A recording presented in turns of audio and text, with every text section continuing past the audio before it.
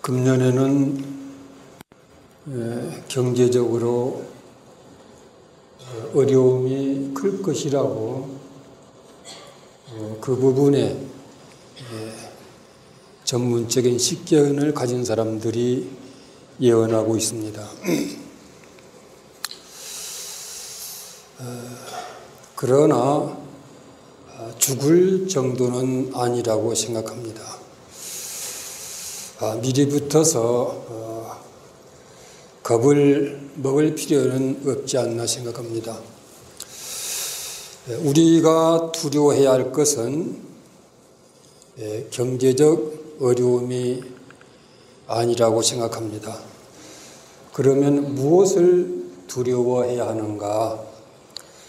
그것은 심리적인 면입니다. 어려움 앞에서 위축이 되어 떨고 불안해하고 갈팡질팡하고 그리고 작아지고 무력해지는 것입니다. 이렇게 되면은 충분히 돌파할 수 있음에도 불구하고 또 이겨낼 수 있음에도 불구하고 아무것도 못하는 의욕 상실자가 될 수 있습니다. 이런 상태가 되면은 상대적으로 어려움은 더욱더 커져서 우리를 단연 압도할 것입니다. 그러므로 이런 나약한 마음을 우리는 경계해야 할 것입니다. 따라서 우리는 어떤 어려움 앞에서도 의연하고 당당하고 그리고 평상심을 잃지 않아야 할 것입니다. 그렇게 하기 위해서 어려움을 건너는 불교적 대안을 찾아보았습니다. 그에 대해서 저는 오늘 4가지를 생각해 보기로 했습니다.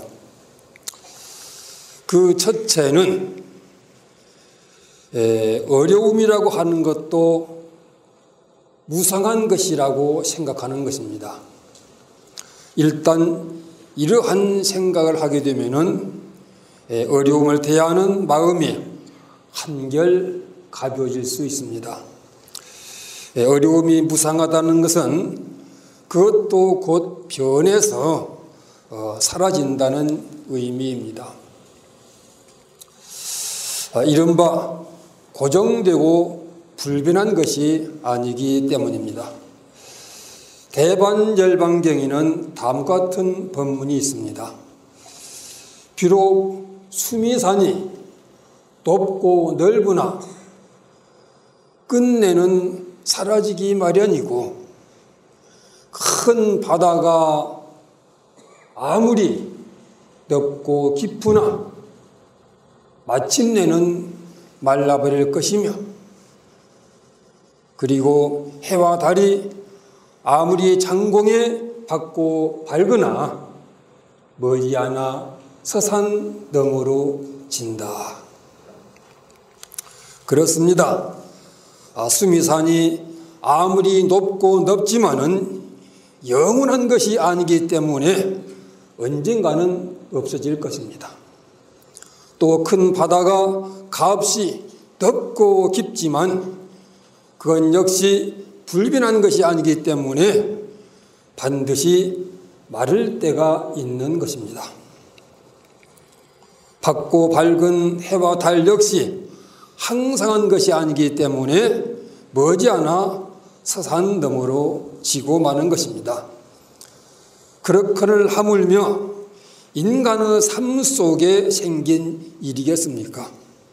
흔히 말한 대로 부귀도 한때요, 권력도 한때요, 출세도 한때요, 사랑도 한때인 것입니다.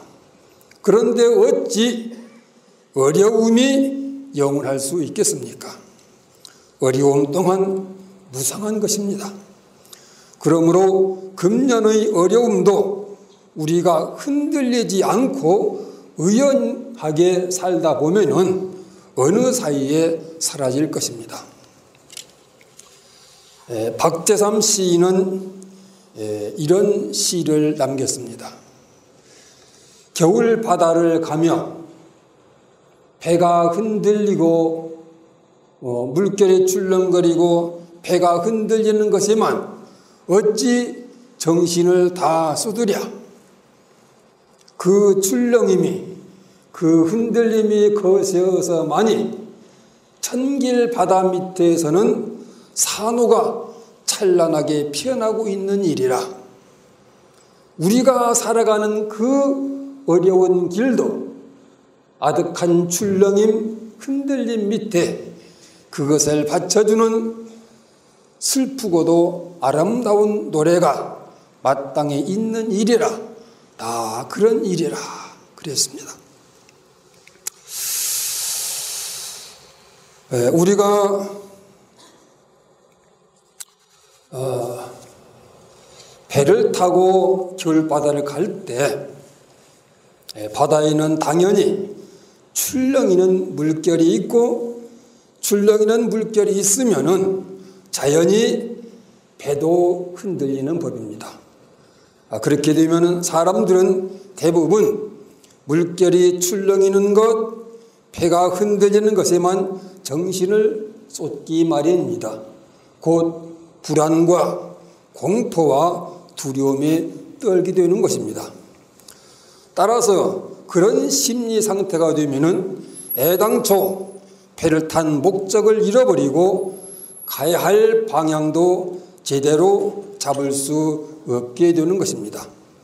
결국 그는 출렁이는 물결과 배가 흔들리는 것이 장애가 되어서 이른바 목적을 지향하는 삶도 살지 못하고 마땅히 가야 할 곳도 가지 못하는 그런 사람이 될 수밖에 없는 것입니다. 다시 말해서 아무것도 못하는 무력한 인간으로 전락되는 것입니다. 사람이 겨울바다에서 배를 타고 출발했다는 것은 그 자체가 의지적인 도전인 것입니다. 그러므로 물결이 출렁이거나 배가 흔들리는 것에 겁먹지 않고 갈 곳을 당당히 가야 하는 것입니다.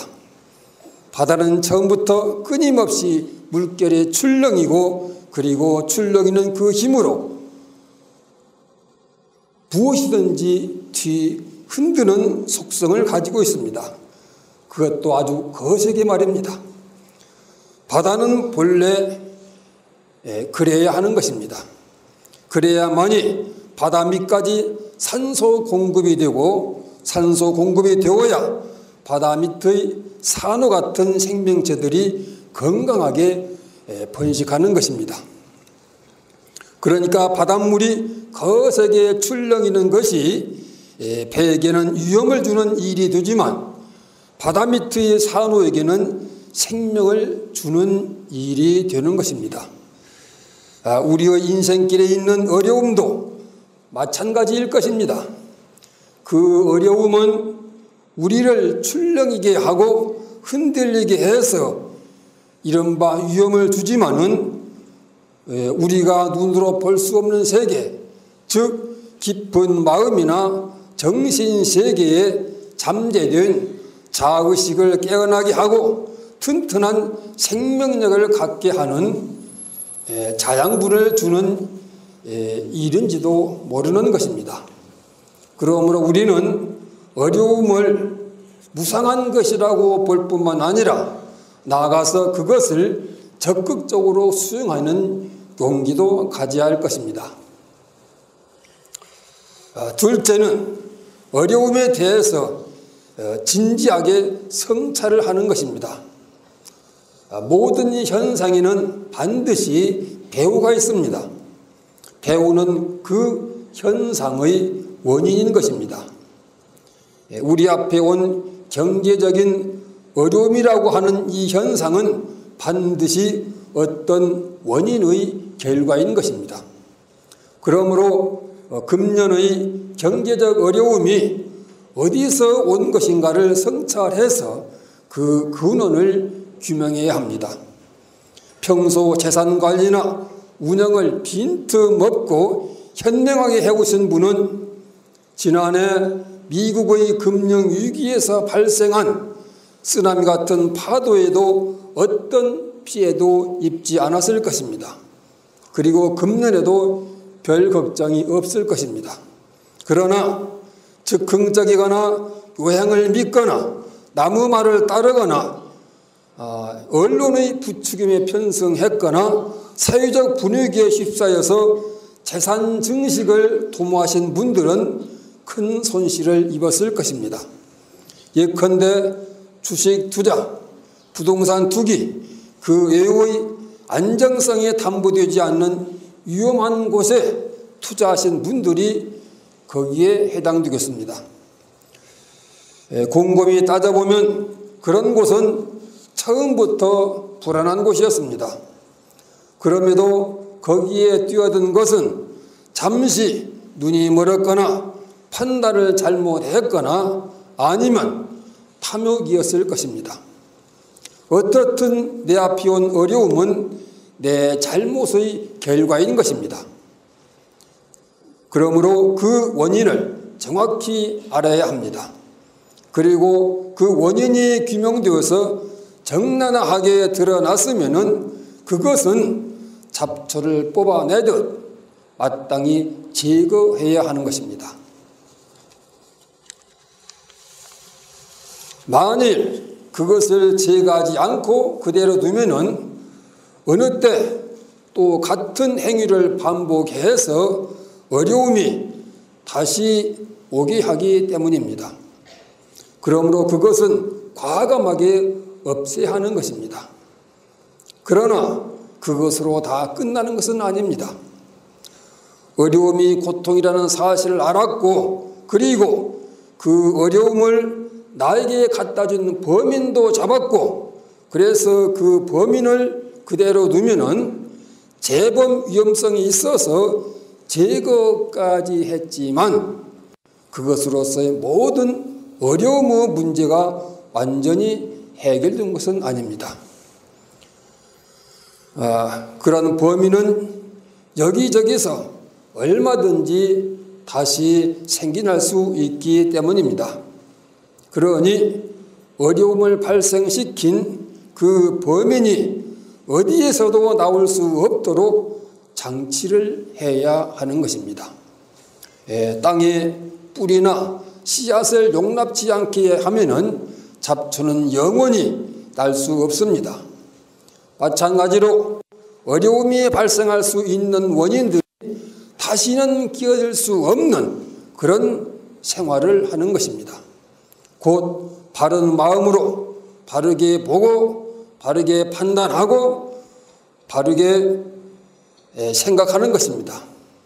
이것이 모든 어려움이 발생되지 않게 하는 안정장치인 것입니다. 자아함경에는 두 번째 화살에 대한 법문이 있습니다. 어리석은 사람과 지혜로운 사람의 차이는 무엇인가? 어리석은 사람은 두 번째 화살을 맞지만은 지혜로운 사람은 두 번째 화살을 맞지 않는다라고 했습니다. 여기서 말한 화살은 바로 괴로움을 비유한 것입니다. 어리석은 사람은 똑같은 내용의 괴로움을 두 번이나 반복하지만은 지혜로운 사람은 한 번 경험한 괴로움은 두 번 다시 반복하지 않는다는 것입니다. 어리석은 사람과 지혜로운 사람은 바로 그런 차이에서 구분된다는 뜻입니다. 지혜로운 사람은 자신을 과학적으로 관리합니다. 때문에 한 번 경험을 통해서 알게 된 괴로움에 대해서는 철저히 경계해서 두 번 다시 범하지 않게 하는 것입니다.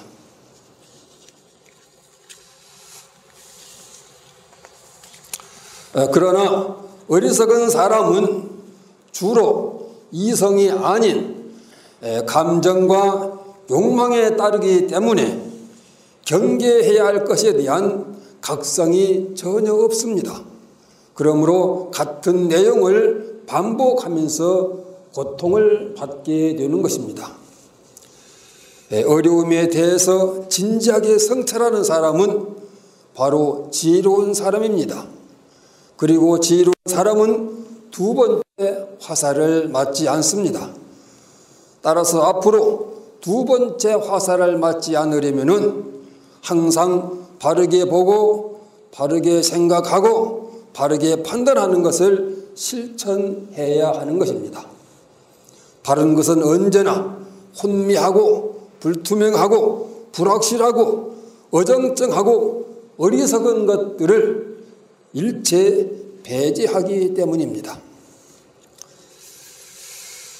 셋째는 부처님께서 어려움에 대처하는 방법입니다. 아무래도 우리 불자들은 어려움을 이기는 법은 부처님에게서 배우는 것이 가장 이상적인 방법이 아닐까 생각합니다. 이것은 부처님께서 성불 하시기 이전에 있었던 일입니다. 그러니까 고행시의 이야기인 것입니다.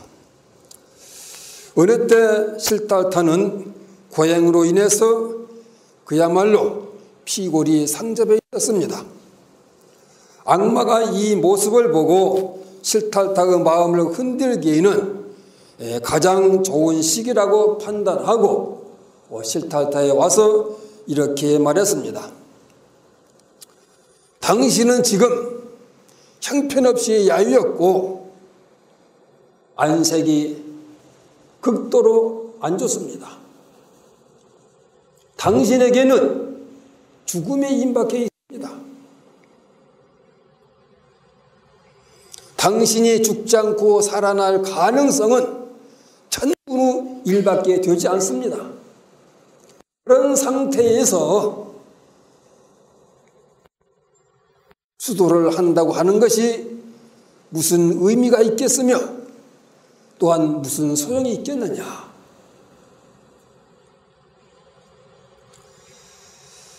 애쓰는 정진의 길은 가기 힘들고 행하기 힘들고 도달하기도 어렵다. 악마는 제법 이렇게 설득력 있게 실달타의 수행의지를 나약하게 만들어 흔들려고 했습니다. 결국 수행이라고 하는 것도 삶을 전조로 해서 필요한 것이지 죽어버린다고 하게 되면은 수행이 다 무슨 소용이 있겠느냐는 것입니다. 그러나 실달타는 네 말이 맞다. 나도 그렇게 생각한다.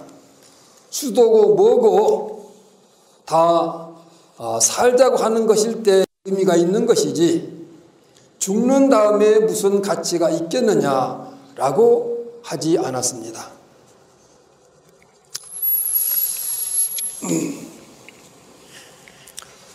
악마의 다음의 말은 젖은 비단처럼 마음에 척 감기는 말입니다.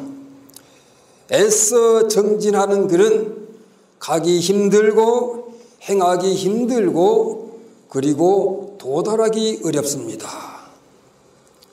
비록 악마의 입에서 나오긴 했지만 그러나 누구나 공감할 수 있는 말입니다. 어떤 목표를 설정하고 거기에 가기 위해서 애쓰고 노력해 본 사람이면은 누구나 다 알 수 있습니다. 목표를 향해 가기 힘들고 목표를 위한 행위만을 골라서 행하기 힘들며 그리고 목표에 도달하기 참으로 어렵습니다. 악마는 바로 이러한 사리를 알고서 실달타의 마음을 결정적으로 무너지게 하려고 했던 것입니다.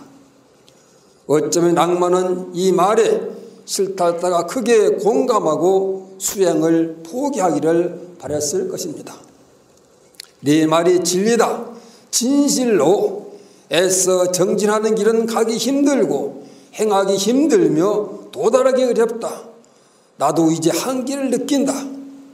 더 이상 성부로 꿈은 무리이다. 그러니 여기서 수도우듯을 버려야겠다. 실달타는 이렇게 악마의 말에 동의하지 않았습니다.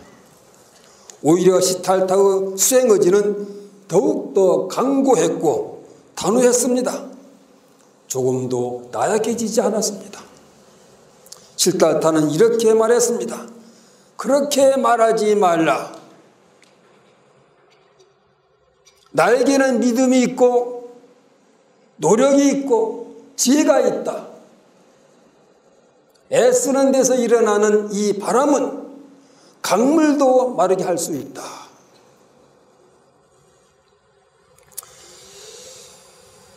시달타는 여기서 어려움을 이겨내는 데 필요한 세 가지 힘을 역설했습니다.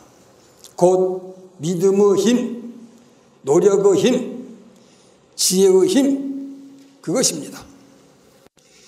믿음은 흔들리지 않는 힘이며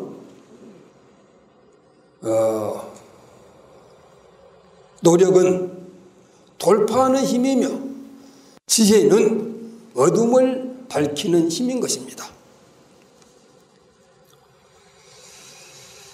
시달타는 결과적으로 이 세 가지 힘으로서 그 많은 어려움을 이겨내고 마침내 성불이라고 하는 그 고귀한 열매를 얻어냈던 것입니다. 우리도 이런 부처님을 본받는다고 하면은 금년의 어려움을 극복하고 소망하는 바를 다 이룰 수 있을 것입니다. 니체는 어려움에 쓰러지지 않는 것입니다. 저는 지난주 불교 TV의 1분 법문에서 시청자들에게 다음과 같은 말씀을 드린 바 있습니다. 어려움은 사람들로 하여금 피를 흘리게 합니다. 감당할 수 없는 고통을 주기 때문입니다. 그렇다고 해서 피를 흘리고 쓰러지는 사람이 되었어야 쓰겠습니까? 우리는 마땅히 피를 흘리는 그 고통 위에서 다시 태어나는 사람이 되어야 합니다. 곧 어려움 속에서 오히려 좋은 삶으로 건너가는 다리를 만드는 창조적인 사람으로 변하는 것입니다. 이렇게 하면 금년의 경제에 의해 발생된 모든 어려움은 우리를 무너지게 하고 추락시키는 것이 아니라 더욱 향상시키고 진정케 하는 발판이 될 것입니다. 우리 모두 주먹을 불끈 쥐고 그러한 삶을 사는 주인공이 되도록 다 함께 노력합시다 라고